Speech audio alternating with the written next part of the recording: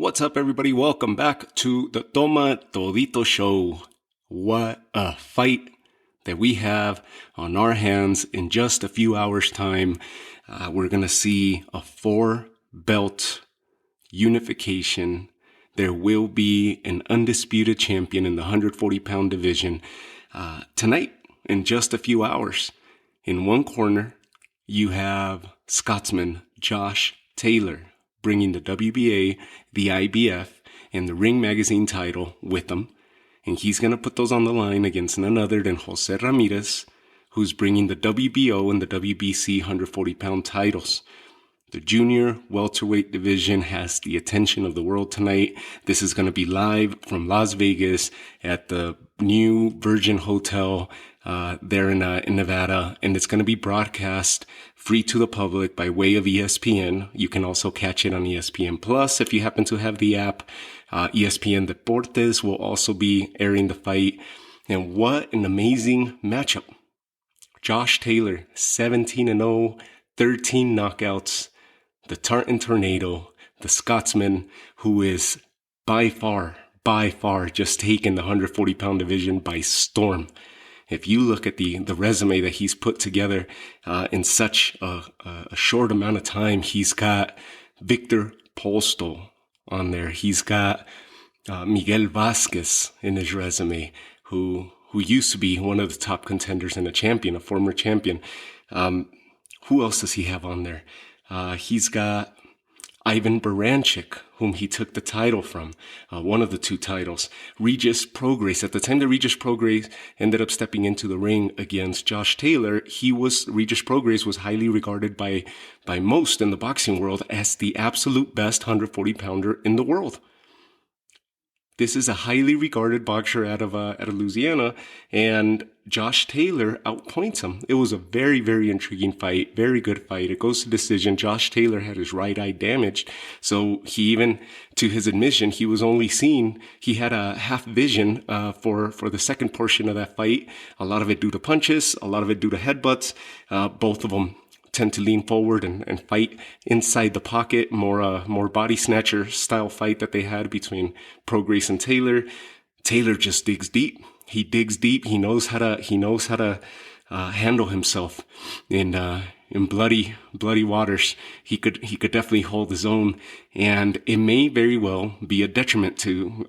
It may play against him in this fight against Ramirez because of that. Taylor seems to be the favorite. In my opinion, he has a little bit more refined. His boxing is a little bit more refined than that of Jose Ramirez. And that's saying a lot because Ramirez is an Olympic boxer. He went to the 2012. He participated in the 2012 Olympics.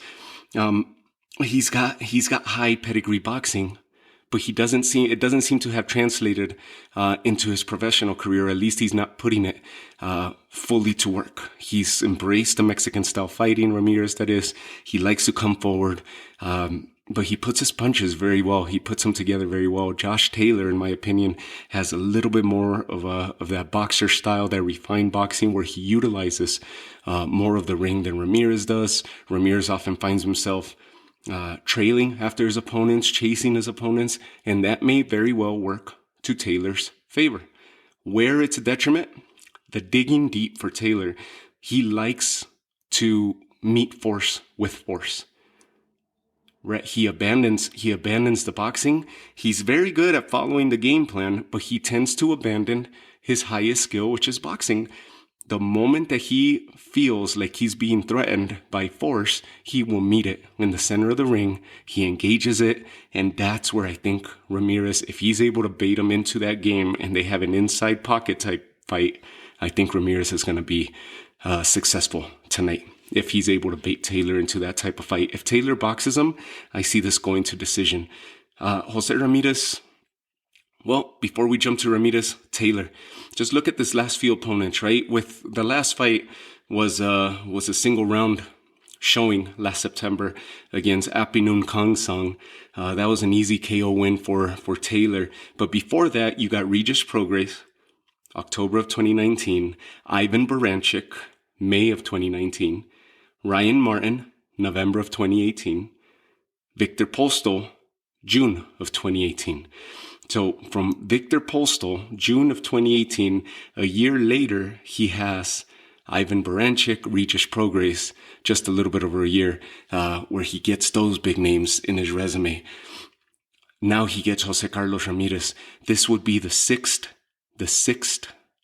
champion, undisputed champion. Tonight, we will have the sixth undisputed champion in the 4-belt era, dating back to Bernard Hopkins, Jermaine Taylor, Alexander Usyk,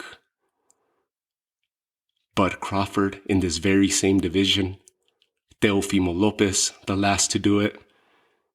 Now we're going to have another one. It's either going to be Ramirez or Taylor tonight. So we move over to the other corner.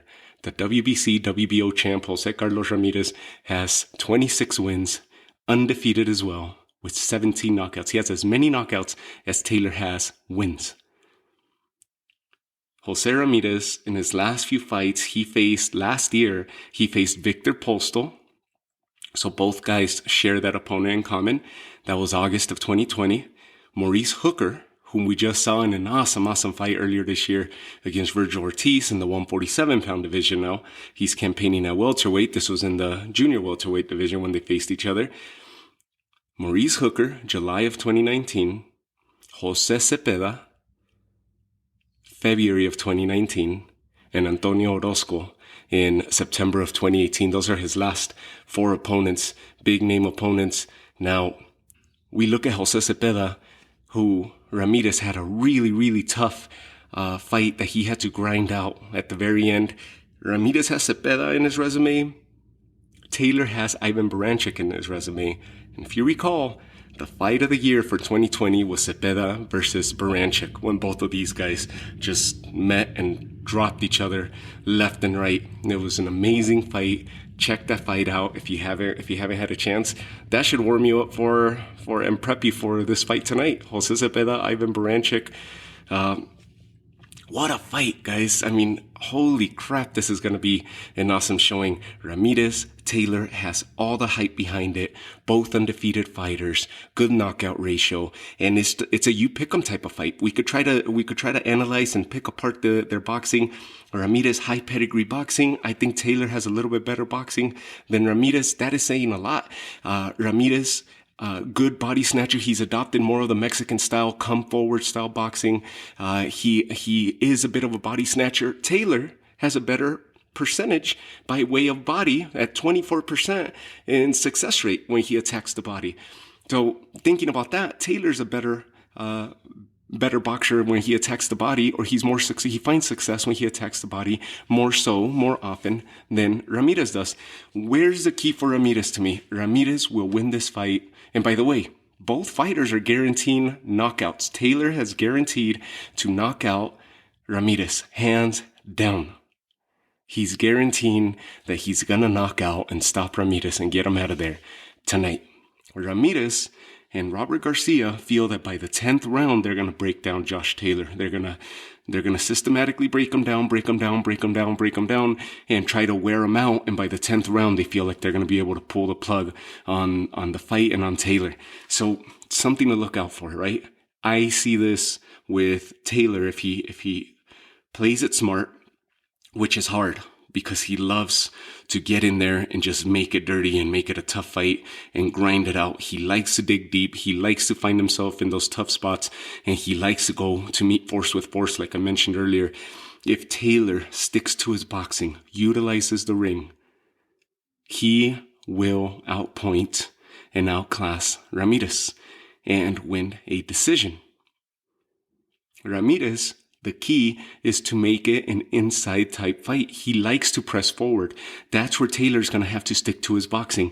Allow Ramirez to press forward because Taylor has very, very good footwork. If Taylor ends up coming forward to meet Ramirez by force, Ramirez has very, very strong hands, a stiff jab that often stops opponents in their tracks or even makes them backpedal, makes them stumble. Very, very stiff left jab. He also possesses a lot of power in short distances, in short gaps. So if this is going to be an inside fight, Ramirez generates a lot more power from the inside than from the outside. hence why he's adopted the style of pushing forward. He puts his punches very well in quick succession. He's very good at the flurry style punching versus Taylor, who's overall better at mixing his attack from body to the head and from the head to the body and so forth. He's better from the outside. Ramirez is very good in short distances and he has the strength. I think the speed cancels itself for both fighters. They both release their punching or their punches in fairly quick succession. I feel like boxing, distance, footwork is on the side of Taylor. I feel like the punching power and the inside fighting is in the favor of Ramirez, and that would be the key to the fight. If it stays on the inside, I think Ramirez and Garcia will be right, and they will break down Taylor. If it stays from the outside and Taylor's able to upset Ramirez, I don't see Ramirez changing his style other than coming forward.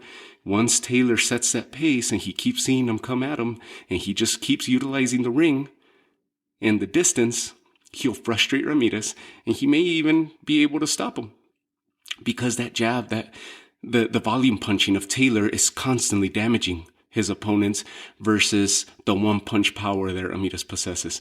So it's going to be a really interesting fight. Ramirez likes to overwhelm, to just smother, I guess would be the right word. Ramirez has more of a smothering style, a come forward smothering style. Likes to throw his weight around and forward, pressing on the opponent versus Taylor. Taylor likes to fight more in the center of the ring, more utilizing the spacing. He's not as smothering as Ramirez is. He's more of a finesse type, speed type fighter, delivers his punches in different succession and different manner. I see Taylor pulling this out if he's able to stay on the outside and not engage Ramirez. That is the ideal scenario. What are we going to see? Listen, one beat Baranchik, the other beat Cepeda. When those two opponents faced each other, they produced 8 knockdowns or 7 knockdowns, with the 8th being the final knockout of the fight, ending the fight. Cepeda, Baranchik ended up finishing with the Fight of the Year honors in 2020. And those two opponents, and under these two champions as resumes, listen, if boxing math doesn't always work like that, but I think we're in for a treat tonight. ESPN will be broadcasting this. Don't miss it. We will have the 6th undisputed champ in the 4-belt era tonight. One man will remain undefeated and walk away with all 4 major sanctioning body titles and the Ring Magazine Championship. The other will walk away with nothing and a blemish on their record, their first defeat on their record. Who's your money on, Taylor or Ramirez? Leave me a comment, find me on Twitter, find me on Instagram, shoot me a message. Enjoy the fight, guys. Pour some good whiskey, get a good cigar, surround yourself around good company and good people, friends and family tonight, and enjoy this fight. This is an epic one. This is a historic one. And by the way, if you've been sleeping under a rock the last few nights, or at least the last 24 hours or so, maybe even 48 hours, right? We've had big news in the boxing world. Deontay Wilder refused to take step-aside money and will be engaging against Tyson Fury in the 3rd or the trilogy fight against Tyson Fury. He basically stood in the way of Joshua and Fury happening. He did not accept, I think it was a $20 million offer. He did not accept the offer. He wants to get in the ring. He's seeking redemption, and there's endless videos of his training out there now that he's tied in with Malik Scott, I believe is his new trainer.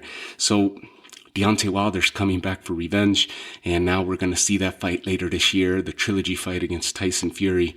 I cannot wait. Of course, we wanted Joshua and Fury, but who knows what the hell happened with those talks, and this seems like it's one of those obstacles that fight had to overcome and wasn't able to.